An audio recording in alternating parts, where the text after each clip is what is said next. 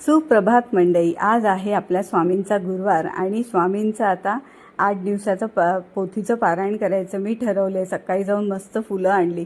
खूप जणी मला विचारतात, असं म्हणतात की मधुराताई आम्हाला मनात भीती वाटते. आता भीती नेमकी कशाची वाटते ते सांगता येत नसतं, पण एक अनामिक भीती वाटत असते. पण मला तरी असं वाटतं, आपल्या मनात जर का भीतीला जागा दिली आपण, तर आपण आयुष्यात पुढे जाऊ शकत नाही. भीतीवर काय करायला पाहिजे मोठा व्हिडिओ आहे, पण तरी शॉर्टमध्ये सांगते. भीती जेव्हा वाटते तेव्हा सर्व पहिला लक्षण म्हणजे की आपल्याला स्वतःवर आत्मविश्वास नसतो. जेव्हा आपल्यावर स्वतःवर आत्मविश्वास असतो तेव्हा आपल्याला भीती वाटत नाही. दुसरी गोष्ट म्हणजे आपल्याला कोणावर तरी, कुठल्या तरी देवावर तरी आपली श्रद्धा असायला पाहिजे.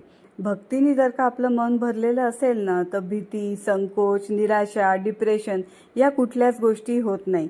सो ह्या 2 गोष्टी फार महत्त्वाच्या आहेत, स्वतःवर आत्मविश्वास आणि देवाची